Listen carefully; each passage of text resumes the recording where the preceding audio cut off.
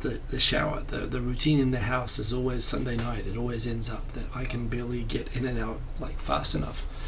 And then I'm setting up in a scramble. So I actually set it for 10 minutes later tonight. I actually did the countdown, so it would start at 10:40, and I announced it as 10:40. And based on that, I'm not 10 minutes late. 11 minutes late. I am 1 minute late. So yes, I'm here.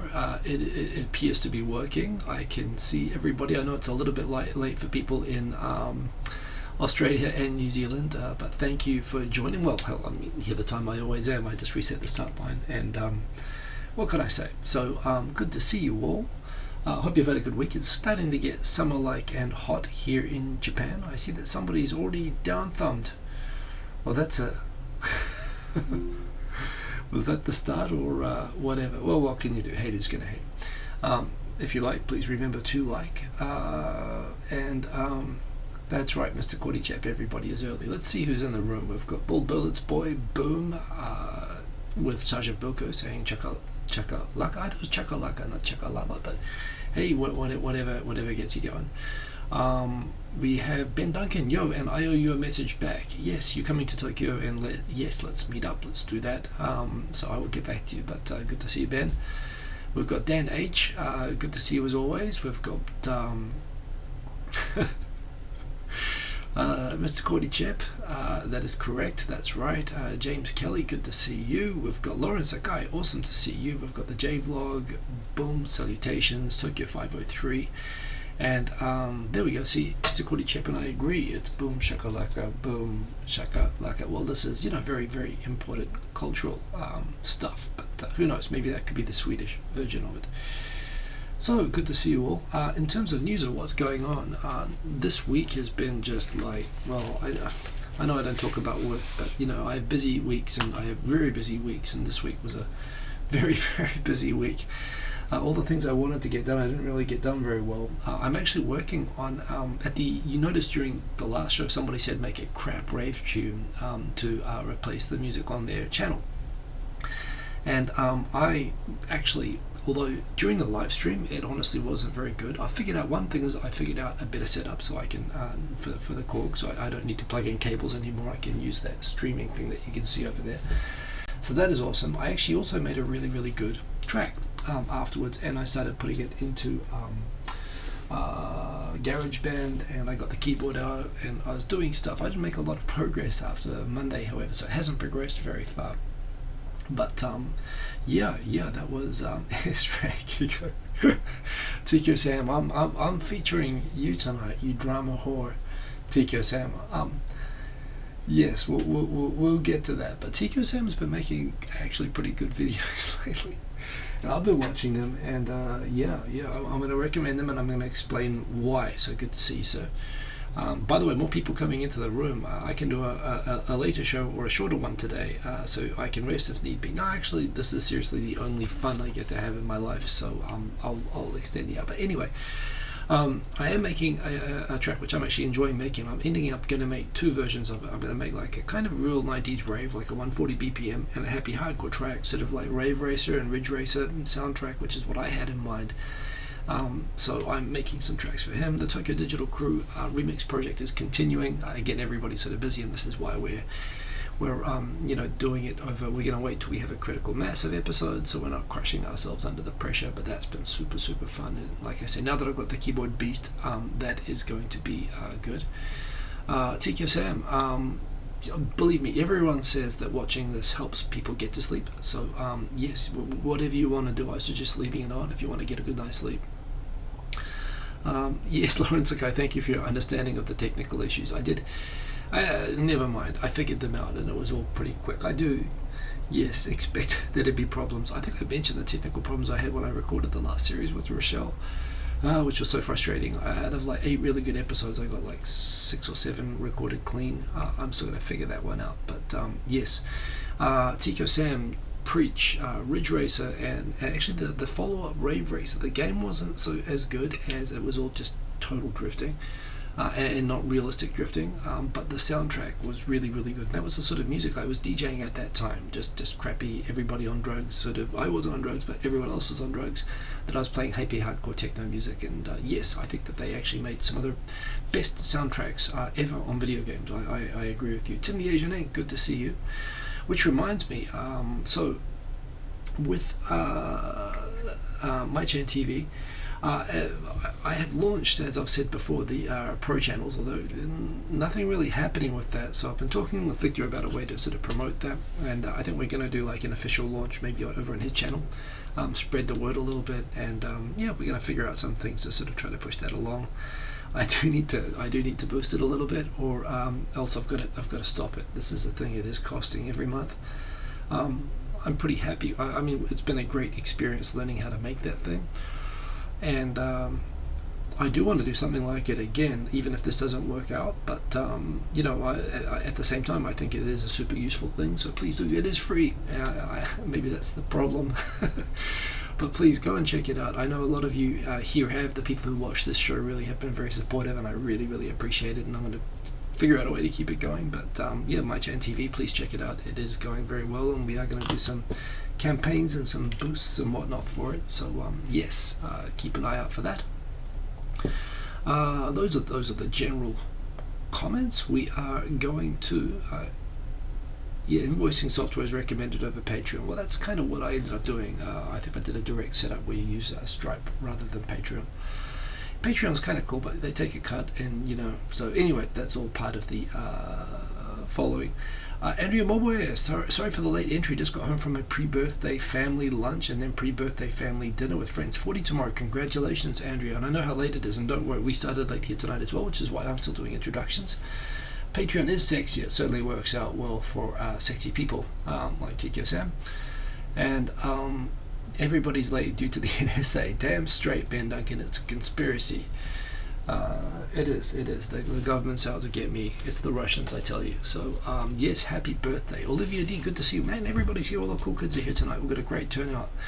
I will try to live up to it with the stories. Again, one thing is that, you know, when I used to do the show, I would watch NHK News every night, and I'd be relatively up on all the news.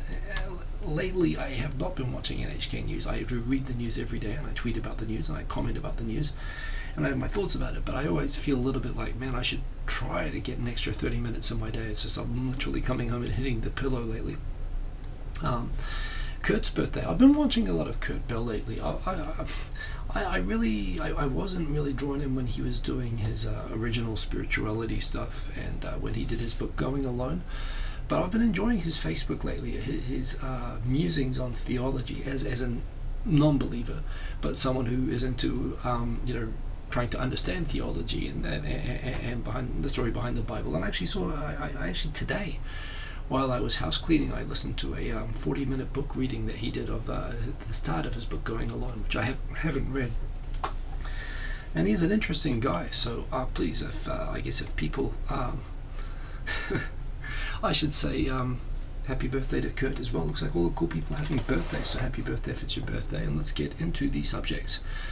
Mr. Cordychip, Pico needs an entirely new way to express his anger rather than hitting pillows. I don't hit pillows, I hit things. I do Muay Thai, and that is fun. I'll do a quick comment before I kick off, because I haven't included it in the topics, but I have tweeted about it today. As Andrea is pointing out, the Australians had an election today. Now, my mother is Australian, my sister is Australian, I grew up in Australia, although I'm a New Zealander. There are times in my life I've considered, mainly for practical reasons, if I want to live in Australia. It is becoming more inconvenient to live in Australia as a New Zealander. It used to be very open, so there are times in my life I've considered, if I want to move to Australia, and if I did, I'd probably get Australian citizenship, which I am entitled to by having a mother who's Australian, and I've considered it. And apart from the fact that I had chosen to live in Japan and not in Australia, so it doesn't really serve much of a purpose for me. I must admit, Australian politics just embodies, if I ever wanted to explain the differences between New Zealand and Australia, I mean, it's a bit of an extreme and negative way to do it, but the culture of the politics in Australia is so off-putting, and honestly, I mean, I don't know that I'd want to vote for anybody. Plus, Australia probably has just about the most complicated voting system in the world, preferential voting. It actually makes a lot of logical sense, and we considered it when we changed our electoral system in New Zealand. But it's very complicated. You have to vote, or else you have to pay, what is it now, like $180 fine or something, Andrea Moore? It's mandatory voting. And everyone, there are hundreds of parties on this list that you have to vote, and you have to order which preference you have. And they're all assholes, all of them, top to bottom. They're either pranksters or just straight up assholes, both sides, left and right. I mean, it's and it's mandatory. You can't, you get fined for not voting. It is ridiculous. So it's I don't know. I kind of understand what the problem that people have in Australia voting, which is that nobody likes the Liberals and the Nationals. No one likes the right-wing government there at the moment. And these are people who don't want to apologise to the Aboriginals. These are people who are denying climate change, or in fact acknowledging climate change and saying, well, fuck it anyway. And yet, for all of the very sort of worst things, lowest common denominator parts of Australians, they are trusted at least to not mess up the economy. And Labor, pretty much, I think they thought that, well, the Liberals are so terrible that let's just do nothing and we'll get voted in. And they seem to be relying on getting the vote by default. And the thing is, people like my own family in Australia and people that I know don't trust Labor to run the economy there. They're worried that it'll mean money out of their pocket if Labor is in government. And I think that's what it comes down to. And, and it's like every country where you've got this sort of worldwide pattern of left-wing parties really just failing at the moment, and it's pretty much that right now with the swing to the right everywhere, I guess my friends and even family members who are pro-left-wing are kind of feeling kind of morally superior and willing to lecture everybody, and they don't see their traditional supporters drifting away, and they don't see that people, it's not just principle, it's practicalities, and again, it's pretty much, this wasn't an election won by the Liberals, it was lost by the left wing, and it's happening everywhere. And it's that, from my perspective, I'm not pro-left. I generally favour more conservative parties where I vote, but I've voted for left wing and right wing parties. But I am a referee at rugby. I just want there to be a good game. I want them to actually make a proper contest of it. I'm a lawyer as well. I'm told which side to take most of the time. I have clients. And I'm more interested in making sure that both sides are just putting their best foot forward. And what I'm seeing everywhere is that in America with the Democrats and in Australia with Labor, they're just bombing it, and they're in self-denial as to why they're screwing up. So Anyway, my numbers in Queensland. Queensland is a whole separate crazy. It's basically, if you think of America, Australia is like the southern hemisphere sort of America. Queensland is the Florida, well, specifically Gold Coast, I suppose, is Florida, but the whole state is pretty it's pretty wild. And so yes, I always go there just to read the letters to the editor section of the newspaper, and it is pretty disturbing to see. Not only it's not just what people are thinking, they're actually taking the time to write. I mean, somehow they're writing it down and sending it off to the newspaper. And there are some crazy people there, but that is the country that I am half from, although I'm very proud to call myself a New Zealander every time I see the politics there. But yes, congratulations, I suppose. I mean, at least you all probably got sausages from it. The sausage sizzles at the voting things. I mean, it's that or paying $180 fine. So, but man, I don't know who I would vote for if I became an Australian citizen. To me, like, voting would be a disincentive. Anyway, commiserations and congratulations to my Australian friends. So let's go through the topics. This was super interesting. Let me share this. This was right after the show on like Monday. I found this Japanese person had found an international, a huge global social media survey, and they extracted the most interesting graphs from relating to Japan. And they basically highlighted how Japan really goes against most Western OECD countries from a social media perspective. Japanese don't want to go sharing all their personal crap, their names and their jobs and their relationship status online, and they think that people who don't want to do this are weirdos. Clive Palmer spending $60 million and not winning is hilarious. I don't know about that actually, but yeah, I mean, like I said, it's like same in Japan, by the way. The left-wing parties, it's literally like it's like Bruce's Millions. It's like they have a financial incentive to somehow lose. I vote to ban all Vegemite from the country. You'd get people who would support that, Sam. But yes, anyway, so Twitter. Japan in Twitter, because of this allergy that Japanese have to having their personal information out there. Twitter, which is a simple but basically an anonymous platform. Japan is the based on based on advertising audience compared to population aged above 13 years old. The number one Twitter using country in the world is Saudi Arabia, like on this sort of basis. Number 2 is Japan. Number 3 is Ireland, UAE. UK is actually pretty high up there, but as you can see, Japan is Saudi Arabia, obviously there's a lot of suppressed speech, and obviously anonymity is a big incentive in a country like that, where people can be beheaded, of course, for tweeting the wrong thing. So that makes sense. But in Japan, where they don't chop people's heads off very much anymore, disembowelment is at least 100 years out of date now. They still act as if it was. They still act like it was kind of the old Edo Jidai, and they want to protect themselves. So number 2 for Twitter. Twitter is hugely successful, as anyone who was here during the Great East Japan earthquake would recall. However, going back down to Facebook and how Japan does on this, and remember, Facebook has been pushed by Dentsu. It's been they've pumped a lot of money into promoting themselves, and the OECD list of countries, so the same measure, Facebook accessible advertising audience to the population above 13. Facebook is biggest in UAE, which is interesting. Philippines. In fact, how do they have? Okay, I don't understand how you end up with 105% in UAE. I guess that's because it includes non-citizens or something like that. In fact, that would be it. UAE has a lot of UAE has a lot of migrant workers. That would probably be the reason. But Philippines, Malaysia, Argentina, all very, very big. Hong Kong, Singapore, very big. New Zealand, very, very big. Keep going down the list.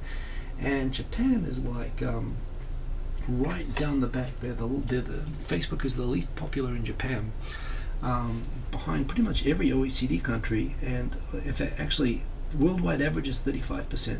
And check out Japan, 4th to last there, only ahead of Nigeria, Russia, where it is of course banned, in China with 0.2%, and it is banned.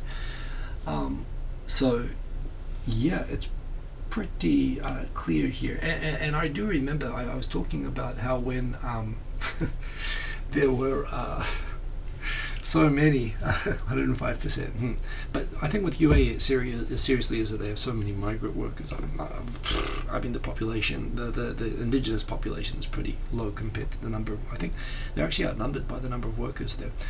But in any case, coming back to Japan, I do remember back in 2005 and 2009 when Google and Facebook and startup VCs were coming to Japan, exasperated that everyone had a Mixi account with a photo of a cat and a username that was like, a bunch of digits and letters and so on. And they said, Japan, you got to get with the program. You're not going to develop. You're not going to get a new digital economy unless you get used to the idea of giving up your freedom in exchange for economic benefit. Which is what all these social platforms businesses were based on. And I did remember, Japan's not right about everything, but I did remember challenging at the time that you had a lot of these people coming in telling Japan that they were doing everything wrong. Remember when Eric Schmidt was on the board of both Apple and Google at the same time, and he caused controversy telling the media that people shouldn't expect to have secrets anymore, and if you have secrets, well, you should not do things that you need to have secrets about. Hey, Tech Art, too good to see you. So there was a real campaign by the social media companies like Facebook and Google and so on to change these expectations, to basically get people used to the idea of giving up their privacy, in exchange for certain benefits that would come from that. And Japan was always, homie, don't play that. They were always pretty simple and straightforward. The Japanese are paranoid as hell about sharing their personal information online. For the most part, of course, there are people who do it. But this is a real thing about Japan. As you can see, Japan is basically right around where Saudi Arabia is in terms of paranoia about doing anything, because there is huge social accountability for saying dumbass things online, which obviously doesn't restrain people from other countries, which is why they really, Facebook just has never taken off and Twitter has. So I just thought that was just super interesting. And there's more. This whole report goes country by country and talks about social media advertising trends, but what it comes up, I would suggest that the Japanese were kind of right, that they were kind of proven correct about this. So yeah, I see lots of comments, so I do want to come back to this. By the way, Gifted Ones, 1981, good to see you. Birth date, height, weight, blood type, etc. I don't know what that is in connection with. Japanese do like to give blood type, although I don't know that they would, well, they certainly wouldn't give their name, even if they've got the other things. I think I saw some comments earlier that the post-truth. So someone, Marco19914, hi from Estonia. Hello, Estonia. About the writers' trend, it seems to me that conspirologists are really enjoying the post-truth society. What do you think? I think that populists and far right and even far left as well. Far left doesn't get a pass on this. Certainly people are exploiting the idea, I'd say more of populism and truthiness. Certainly they're taking advantage of it. Although again, I think whenever I hear Labour or the Democrats saying that this was due to the Russians and this was due to fake news and so on, although no question this is playing more of an influence and more of a part, I think it's also making an excuse and abdicating responsibility for what they could have done themselves to have actually done better to campaign. So yeah, I think I saw some other people. By the way, remember, if you want to catch my attention, super chat is nice, and thank you for that always, Dan H. But you can do that. But you can also just @Mark Hiko Simon in the comments, and it will flash orange, and I will scroll back and I'll go to all the ones where my name is highlighted. And if you've got a question for me, I'll try to answer it. And I see a few right now, so let me quickly go back. It was ridiculous. That's right. Canada looks like they're going to follow New Zealand's lead on social censoring, says the Jvlogger. Yeah, of course, it's always been Germany and so on it's been difficult to stream YouTube there because they're worried that people will suddenly start talking about Nazi stuff and whatnot and break the laws there against that. Other countries have been more sort of easygoing. New Zealand's been relatively open about this, but there again, I mean, the risk of and going all the way back before Twitch was a thing, going back to when it was Justin TV. I remember sitting down with Victor, with the one guy in Tokyo working for Justin TV, and I remember talking with the YouTube people about, there was Ustream, there was Justin TV, why wasn't YouTube allowing live streaming? And everyone said, well, the guy from Justin TV said, yeah, people have committed suicide on live streaming. This is a problem that we have to work out. And the YouTube people as well, I remember them saying YouTube will never allow live streaming like we're doing right now, because people are going to have sex, people are going to commit suicide, people are going to commit assaults, people are going to commit murder, people are the worst of humanity. I remember they were emphasizing to me how, people at YouTube, particularly back in the day when the staff there would see everything. Now they outsource it to the Philippines, but whoever has to deal with the censorship at YouTube, they suffer serious PTSD trauma from what they deal with. And they point out that the fate of this, putting this on live streaming, where at least before they could use computer algorithms to pick out videos and they could censor them before they would catch any views. This was always the problem. And of course, somebody did what was inevitable. I mean, this person did. Probably if Columbine had happened now, and it's starting to happen now, it's logical that this was going to happen at some point, that somebody was going to start streaming on Facebook or Twitter or one of the many streaming services and do what happened in Christchurch. And it's it's abhorrent, and it's obviously at some point when this problem is laid bare as it was with this. And from a New Zealand government perspective, the harm to the families and to the victims, and it's a really difficult problem to solve. Of course, the risk of unintended unintended consequences from it. You have to. It's a very difficult thing to police. And effectively, people could have done it by telephone. They could have done it by telegraph. They could have, what do you do? Do you ban people using the telephone to talk to each other unless it's like pre-vetted or pre-censored? Will technology be able to catch up and manage it? I don't know. But certainly from a New Zealand perspective, the idea that, okay, everyone out of the pool with live streaming, and responsibility, the idea that platforms don't have to be legally responsible for the content that they allow to be live streamed. Yeah. I think that they've had a good run, but now we are in an age where I think now they're going to be told that probably unless they can improve technology to allow them to police live streaming, similarly to how they post, or uploaded content. If they don't do that, I think we're going to be stuck. So the Jvlog, yeah, that's a valid topic, and I don't like to see the idea that New Zealand is social censoring, but I think it's necessary and it's justified in this case, and I just hope that they manage to police it in the right way, that it doesn't overreach in a way that, you know, impinges on normal free speech, for example. But yes, politicians everywhere are the same, says Andrew, and I kind of agree. Butter is always better, says Andrew. I also agree. Quint Ranked, but a German court didn't just allow they just allow a right-wing party to do adverts. Well, yeah, well, I don't know about that, but they should be allowed to.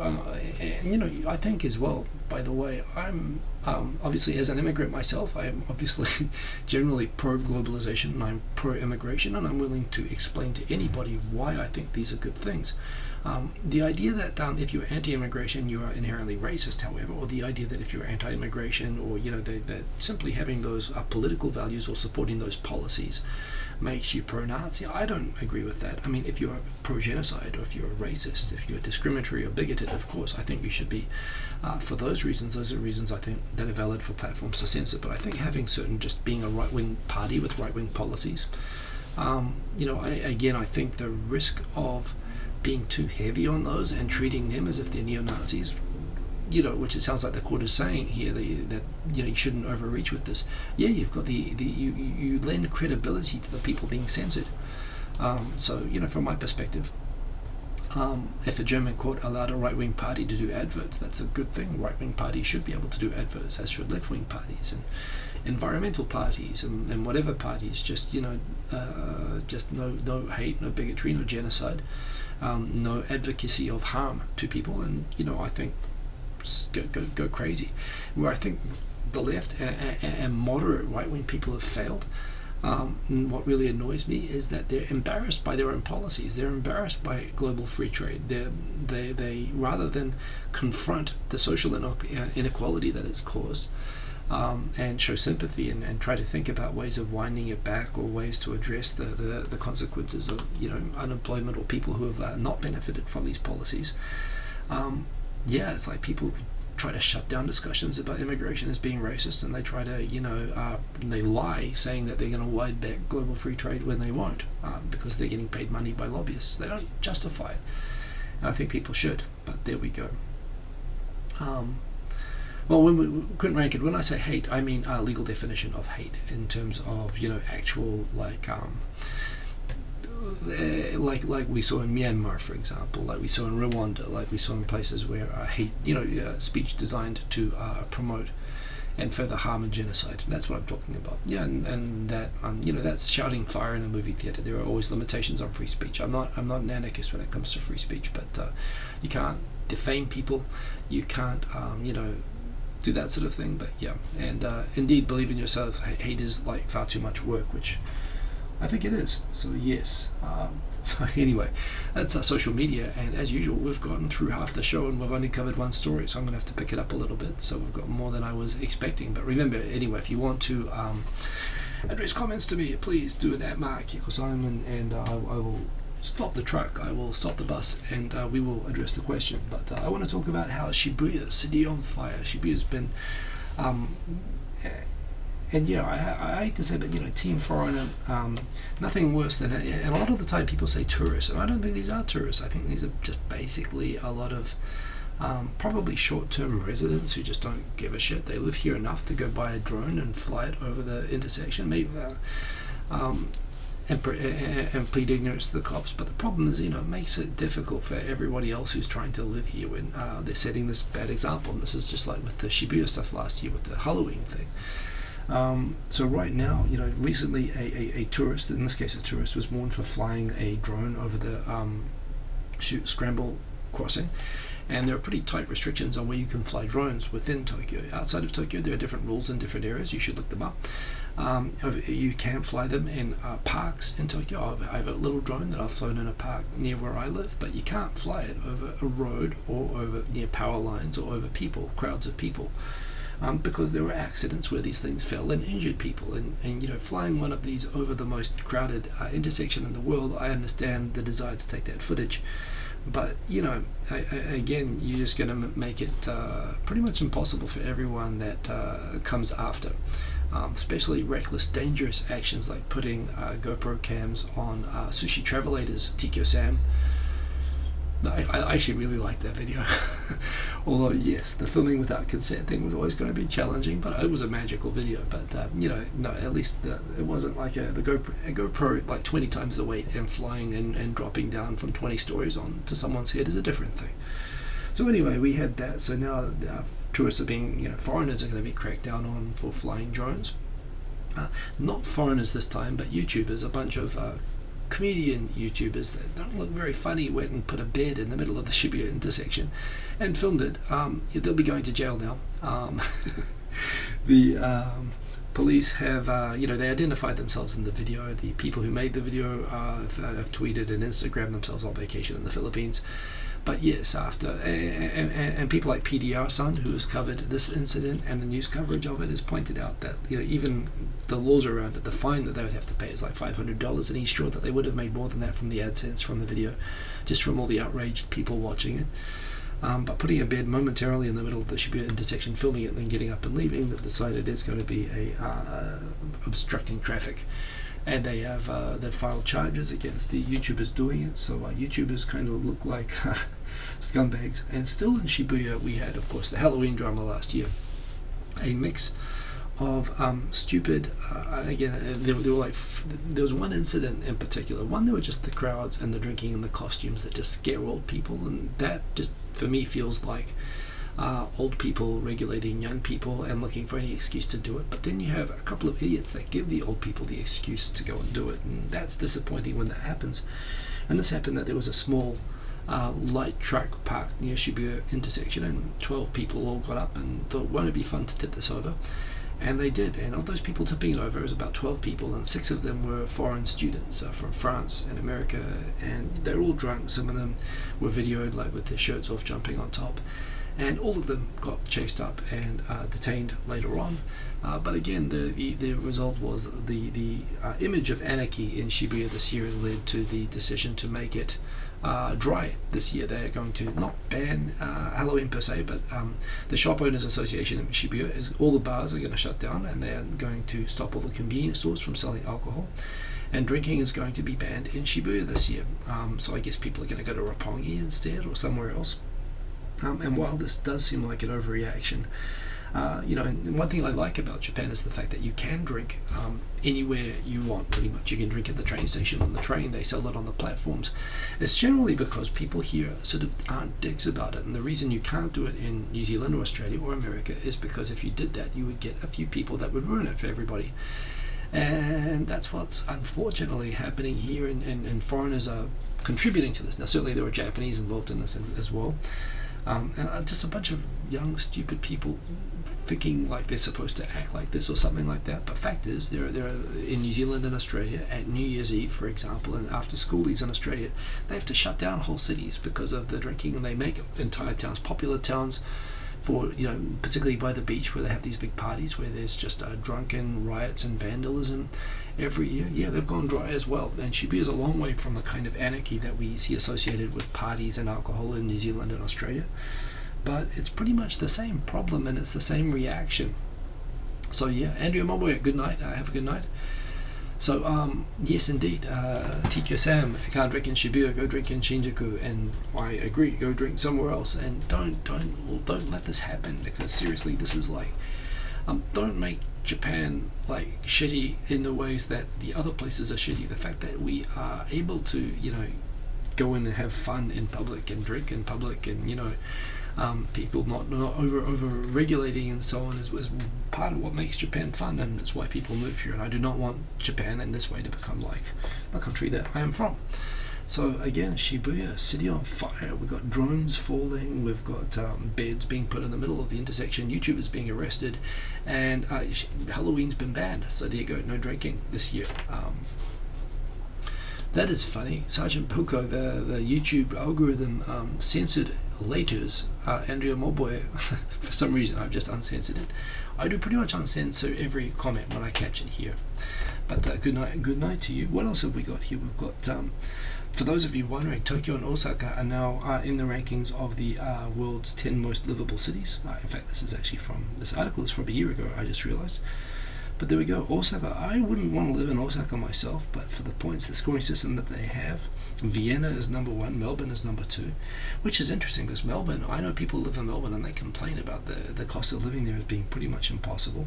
But Calgary, Sydney, Vancouver, Tokyo, Toronto, Copenhagen and Adelaide. So Australia and Canada are doing pretty well, but Japan as well. And I think what's happened with Japan, apart from the fact that Japan is just an awesome place to live, is that the cost of living hasn't gone up, where it's like doubled in other places. Rent, real estate, everything has gone nuts. And the cost of food and everything has gone nuts as well. And Japan has just had deflation. If anything, it's been the same or a little bit less. So it's just that during the 90s, Japan was considered the most expensive place in the world, and now it's just sort of stayed the same, and everywhere else has gotten more expensive, which I think has made Japan more livable. And you can get pretty good money living here and working here. So Tokyo and Osaka both in the world's most livable cities. I've done politics for a while, but this one is worth raising. Why do I not want to live in Osaka? Tech art too. Honestly, it sounds kind of snobby, but if I wanted to live anywhere not in Tokyo or in Japan, I'd probably want to live in a small town in a really nice, beautiful, area in terms of nature. I'd want to live in a place like Sendai or Fukuoka, or someplace near the beach, somewhere in Miyazaki or Kochi Ehime Prefecture, or Okinawa, someplace like that. The idea of living in like the number 3 city in Japan. What I like about Osaka are the people. The people are much friendlier than Tokyo. They're much more outgoing. It's easy to get along with and all that sort of stuff. But that said, I've lived in Tokyo for 20 years, and Tokyo is bigger. It has more stuff. It is much more cosmopolitan, much more international than Osaka. Osaka is relatively within Japan cosmopolitan, but it's like 10 times less cosmopolitan than Tokyo. All the things that I'd find a hassle about living in a small town, drawing a little bit more attention, just the things associated with it not being so international, I would find just as much a hassle probably in a small town as in Osaka. So I like going to Osaka. I like Osaka people a lot, but I wouldn't want to live in Osaka. That's just where I'm at right now. If I was told by my company to go pack up and live in Osaka, I wouldn't want to do that. Dan H, I think it's because the amount of houses, shrinking population, the real estate crash in the past, which kept prices low.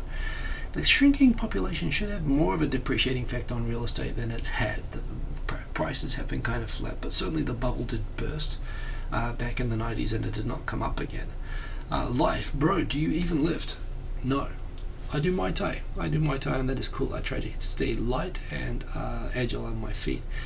But coming back, certainly the shrinking population, the real estate crash, certainly those things are definitely, and yes, that's right, the oversupply of houses has also contributed to it, and the overall economic slowdown. They've been building when there are no people to go into them. I really think that they should be nationalizing vacant houses. Something like the total number of houses in Japan, there's some crazy number, like 30% of them are empty right now. I mean, Japan shouldn't have any homeless people. 30% of the homes in Japan are vacant. There are entire towns that are vacant. So I think this is something that the government should really be starting to think about more aggressively. If there are lots of vacant properties in Tokyo, I think they should be trying to make Tokyo more livable as a result. They should be building more parks, knocking down houses, converting things into facilities that are easy to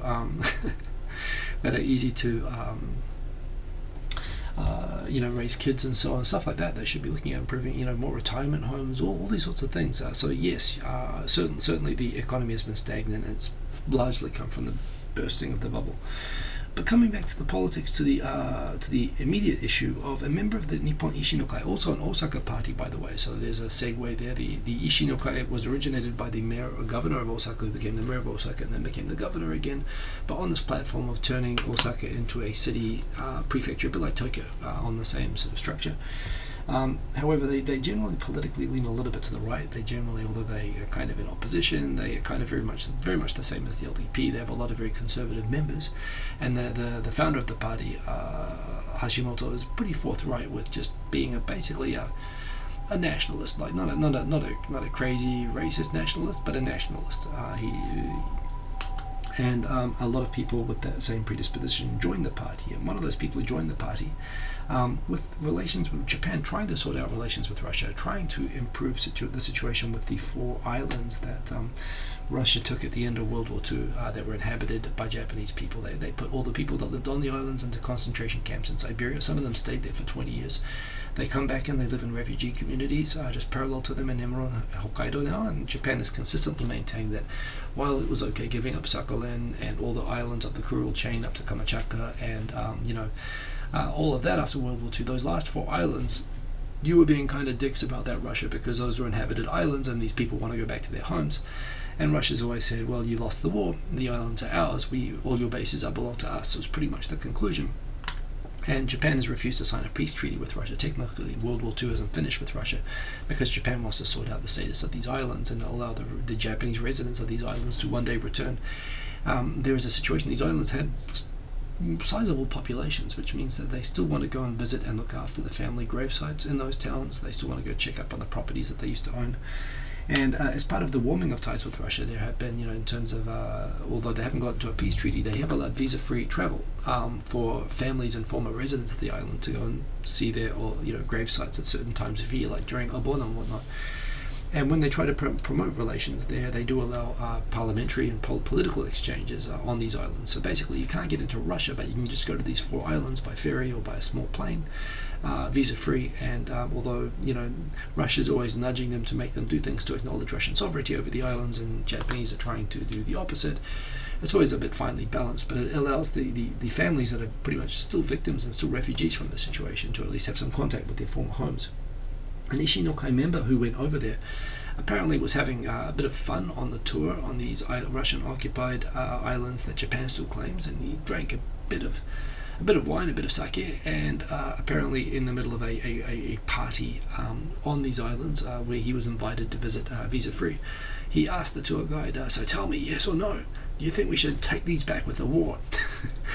And it was, look, on a live stream like this, I think the theoretical question as to whether you should invade a country or not, I mean, hell, America does it all the time, right? It's a normal thing to talk about. But when you're actually on the islands as a guest, visa-free on a parliamentary delegation, thinking, hey, should we just take this shit over? Should we just invade this place? Should Japan declare war? What do you reckon? That's considered pretty much a gaffe by most standards, and the result is that person, did I say techno-innovation?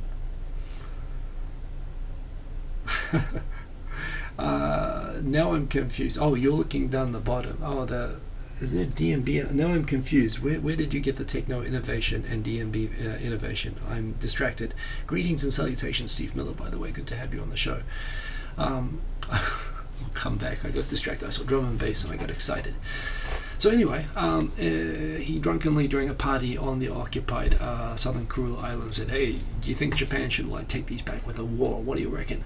Everyone generally around him thought that was a terrible idea, and came back and reported him when he got back. He was probably kicked out of his party for even suggesting using war for all the many, many reasons that would be problematic. Russia actually came back to that and said, hey, dude, that's the sort of thing we do when we're drunk as well. It's okay with us. But coming back with with this guy in particular, he got kicked out of the party. It was a huge scandal.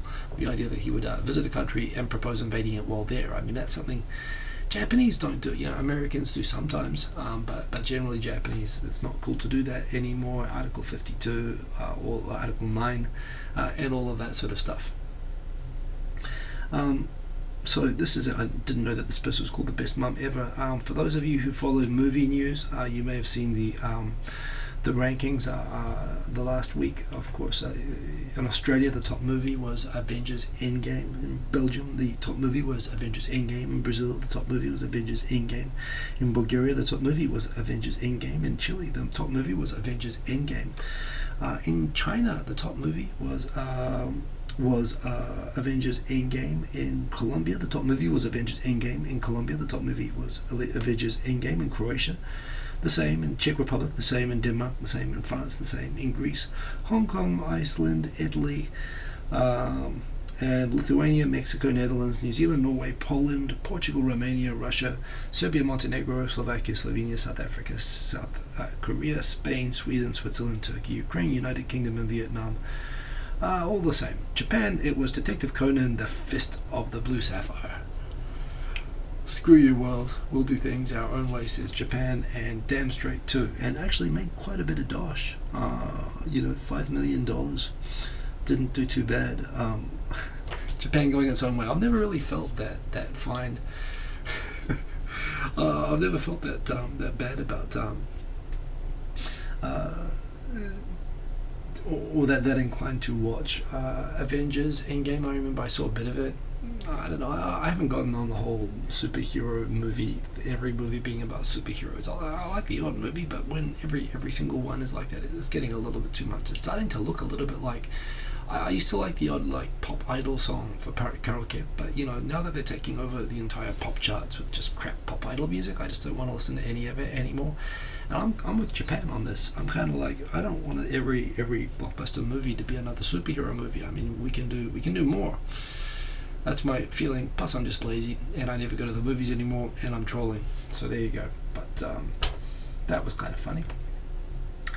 Yeah, that was some freaky stuff. Everyone was posting these Snapchat filters of themselves, of the gender change. Even the male gender ones where it gives you an extra stubble and stuff like that. Which I looked at it and I was like, am I showing that? I believed it was real when I saw the male one. So I put on the gender switching filter just because everyone else I was curious how it would come out. And Dan H, yes, movie tickets are pretty expensive. They're 1,800 yen, so about $15 lately. In Australia or America, they offer you a premium seat with a sofa or whatever. They figure out ways to charge you $18 for a movie ticket nowadays, but certainly the old $5 or $3 that you get in other countries you don't get. So yeah, Japan, it is more expensive, but the rest of the world is sort of catching up. But coming back, well, yeah, I mean, I guess it's kind of just putting a wig on me, but I was kind of like, whoa, that's interesting that came up. And yeah, I'd give myself about a 6.5, pretty solid, I think. Good to know anyway that's how it would have been. Yeah. I do have a sister, and she doesn't look anything like that, by the way.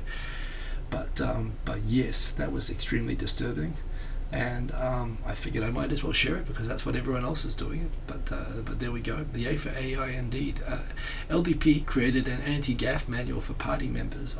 As I understand, it wasn't that they actually created an anti-gaff manual. What they did was they asked Taro Aso to write a public speaking manual, and they just retitled it and put at the very start of it, please do the opposite of everything that we're about to say on the following pages of this book.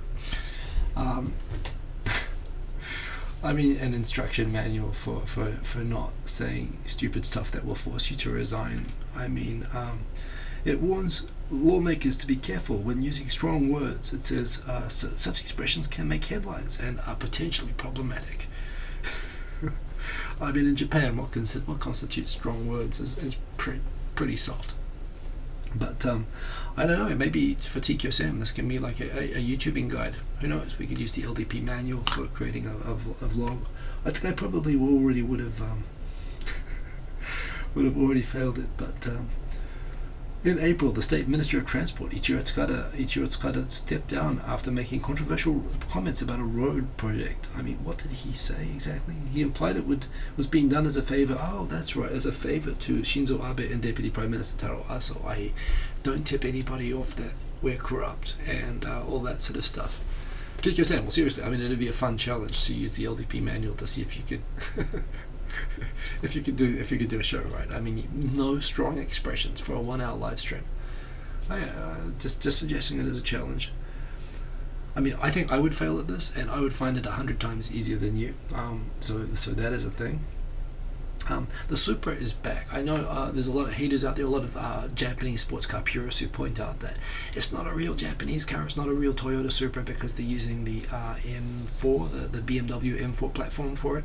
However, the engine has been retuned by Toyota engineers. The car is engineered by Toyota. It's not uncommon for car manufacturers to share platforms, but still to make the cars totally different. I've been reading and watching a lot of videos about this, and people have been explaining that no, it's not just an M4 with a different body. It is more than that, and by all accounts, it is a really, really great car. I remember back in the 90s, the Supra was pretty awesome. And this one, it sounds like Toyota's gone a little bit crazy, anticipating Fast and Furious sort of custom car makers wanting to do all sorts of stuff. So they've actually gone and made it really easy to customize. They've put bolt holes for people who want to put stabilizers over the engine.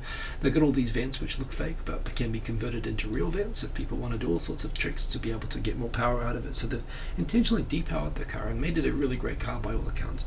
The only thing that they've done which kind of sucks is that it's a automatic only. They don't have a manual version, which I don't totally understand. But yes, other than that, apparently the car, all the reviews I've read about like it driving and so on, it sounds really, really awesome, and I would like TQSM just failed the GAF manual. So yes, that would be pretty awesome actually. I'm looking forward to and you know what, lately I've seen a few car videos like and actually the BMW i8, I've read a few reviews of that and seen some test drive. I would buy one of those seriously, and to me the new Supra looks awesome. I'm really glad that they're bringing back Japanese sports cars, because they've really not made them for about 20 years now. So just after I came to Japan they stopped all of them, and when I came to Japan I had a list. I wanted a Mitsubishi GTO, I wanted Subaru Impreza WRX STI version, I wanted a VTEC, bloody Honda Integra, or a Type R, you know, Civic. I would have taken a Civic or an Integra. With Japan, I was always into the Supras. I was always into the Celicas. The Fairlady Z, I was always super into. I thought it was great. The GTR was always a beast. I've driven a GTS Turbo. The Toyota MR2 Turbo, I've driven a kind of converted version of in New Zealand. These cars are very popular in New Zealand, so I'm very glad that these Japanese sports cars are starting to get a bit of a revival, and I hope that they live up to the billing. I will be co-hosting this event on June 21st. I'll be a guest speaker. That's not me. That's another guy. But trust me, I'm there. There was a sign up for this event. The last one had hundreds of people. This is Rochelle Kopp's manga working with foreigners book discussion. It will be super fun. It'll be fun contributing to the panel on that. I've got links there with information. The link to the magazine is of course down in the information below this video, and if you want to come and see me do that, it should be pretty awesome. You can register for that. Also, Rochelle Kopp is doing one of her own working effectively with Japanese seminars, which I've taken myself, and I can vouch for it as being really, really good, especially if you work at an international company. It is it's actually really worthwhile. It's pretty awesome. Donald Trump will be presenting. We've talked about the idea that Donald Trump wanted to present a trophy at the upcoming sumo tournament, and it sounds like he's gotten his wish. I'm sure that being a tactful, delicate person that he is, he will of course not raise the matter that he will be able to stand on top of the sumo ring when someone like Hillary Clinton couldn't. Not, of course, flip that round and it's the opposite. No, he's totally going to brag about the fact that he can do it because he's a man and Hillary wouldn't be able to do it. But yes, apparently it's not clear what sort of trophy he will be presenting yet, other than it'll probably be big and probably covered in fake gold, and he'll probably claim $1 billion tax loss on it. But yes, he will be in Tokyo presenting, and hell, if this means that he doesn't do to us what in Japan what he's doing to China, give him the frickin' trophy and let him hand it over, if you ask me. He's a big pro wrestling supporter and fan, of course, so kind of natural he'd be interested in sumo, and sumo's a great sport. So actually, although I think the guy's just kind of a dick, this is still a good thing. It's good that the US president wants to come and visit the sumo, because that is cool. I've been playing a lot of Fortnite lately. If you have a Fortnite, my Fortnite ID is Hiko Simon. It's the same as everything else. Add me if you want to add me. I'm having fun with this at the moment. I had to explain to my son, who's still 9 years old, why I needed to get the John Wick skin and win the John Wick tournament and get all of the bonuses from that, and why John Wick is awesome. And it just occurred to me, that's an ultra violent movie. How do I explain who John Wick is to my 9-year-old? So I had to have the talk with him about violent movies, and it was kind of awkward, but I said, basically, you have to understand, this is a guy who does basically what you do in Fortnite. He just goes around killing lots of people. He says, oh, that sounds like fun. And I'm like, yeah, but remember, it's real life, and it's violent, and it's horrible, and you'll be traumatized if you watch it, and you can't watch it till you're 18 years old. So please, understand that John Wick is cool, but he's not cool, and you're not to like him. He's okay. So he's like, so what, he just does it like in Fortnite? And I'm like, no, specifically in the first movie, some bad people, he had a dog, and the bad people, they were like mean to his dog. Actually, they killed it, and he got very upset, and he killed like hundreds of people. It was spectacular. I mean, it was terrible. How do you describe John Wick to a 9-year-old and trying to protect them? it's difficult. I did this. I explained it. At the end of it, he's like, Dad, get this kid. I can tell you need it.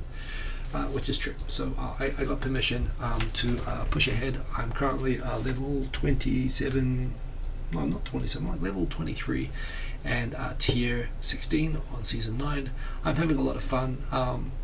Add me anyway, it's a lot of fun. I try to play 1 or 2 rounds a day. I've been playing a lot of the Rumble version of it, which is fun. A lot of Japanese companies are introducing one-on-one meetings with managers and employees. To me, this is like a no-brainer thing. I do this, in my company people do this, but it is probably, you know what, I think I've always kind of done it. But people are pointing out just the idea of even caring for employees in Japanese companies is kind of revolutionary and new. So, so yes, that is a weird thing, just that it's coming so late, but it's better late than never. That's a good thing. Oh, and what's this? So apparently lately there's been trending on Reddit a lot of people doing these sort of rankings of classes of something, classes of types of video makers or things, or video games or whatever, with S rank, A, B, C, D, and E, or whatever, E rank. And TQ Sam, who, by the way, I mean, since he's been in America with Raka Raka and actually learning the magic of social media, he's been actually making pretty good videos lately. I don't know if he's still here. He's probably gone to sleep. Which was part of the reason I think he was watching this. But in any case, his videos lately, his coverage of the crazy shit that he was doing in America was good. Those videos were really good. I watched both of them, the Coachella coverage.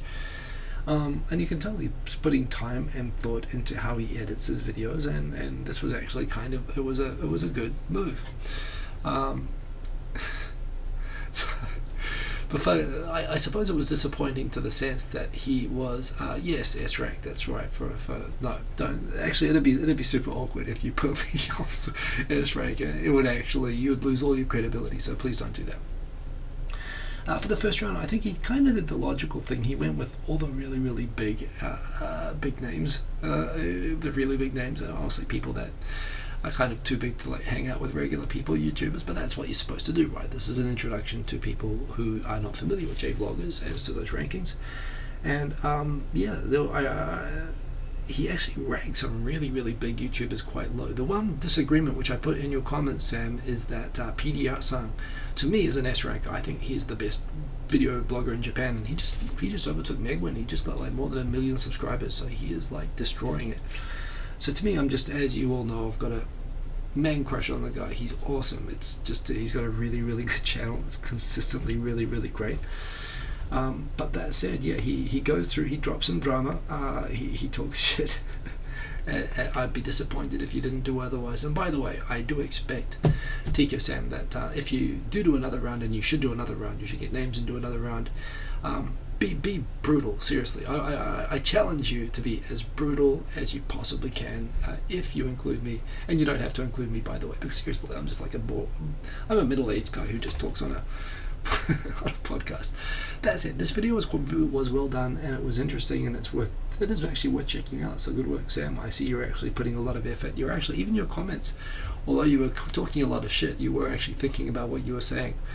So yeah, you were pretty mild on the drama, and I think that's, you know what they say about eating, about defecating. We it's kind of close here, and I suppose you do want to actually be able to socially interact in future, perhaps. But no, I thought you did the right balance there. So anyway, that was a well done video. Another video which I enjoyed.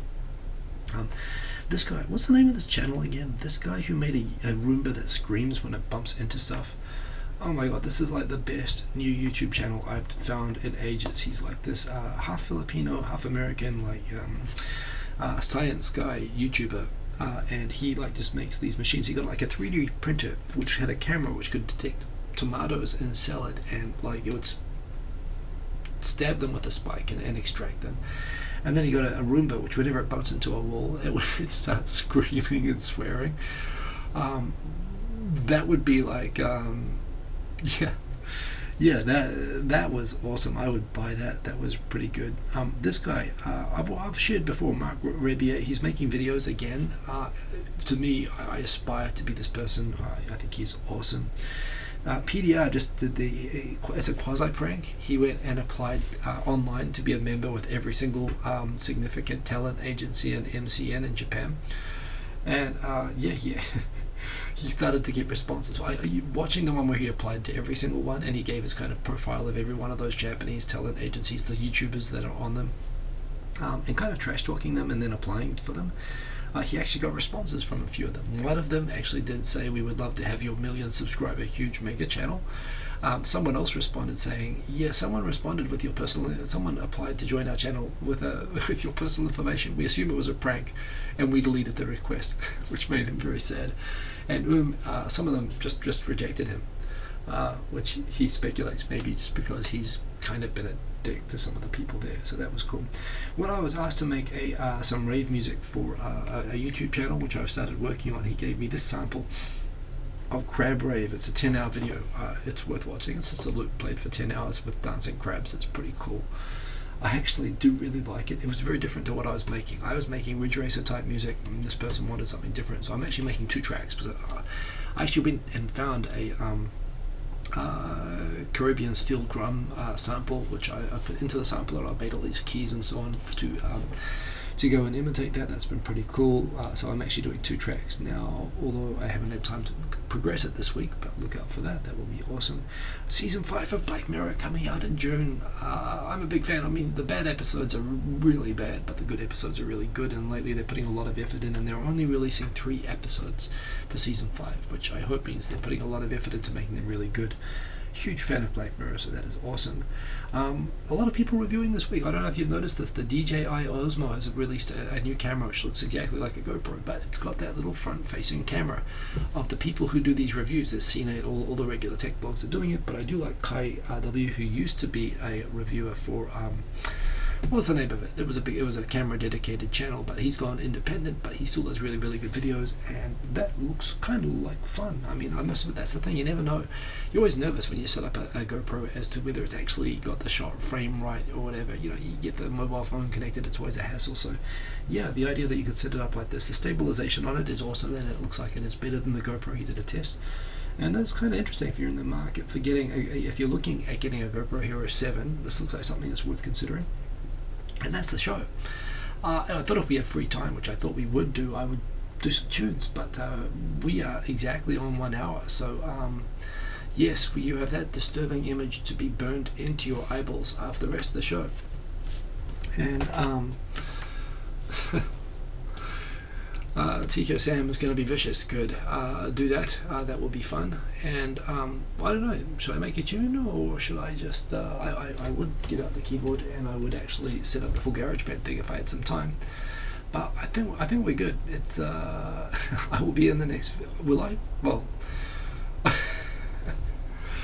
Look, that video was good, and I recommend it, and keep making the good videos there, Sam. So, yes, have a good night, everybody. I'm going to call it a night tonight. We'll be posting some music probably next week. Have a good week. Check out my Chan TV because it is awesome, and I put 2 years of work into it, and it's free, and why wouldn't you do it? Jeez, and it's to help you keep up with the subscriptions, which everyone should do. Have a good week. Stay cool till after school. Ka kite ano. Peace. Boom, boom, boom, boom. See you, Odie Jr. Boom. Steve from Berkeley. Boom. Lauren Sakai. Boom. Life. Even you with all the sarcastic comments. It's okay. I need to slow the news down. I try. Iwi the Kiwi. That's actually pretty good. I quite like that. See you, Tim the Asian Ink, Sergeant Booker, all of you. Remember to like if you liked, and have a good one. Peace. He said, not being ready to stop the video. Ready to stop. Oh, Mary Lagos, good to see you. Buenos dias, buenos tardes, buenas noches. See you later. Boom.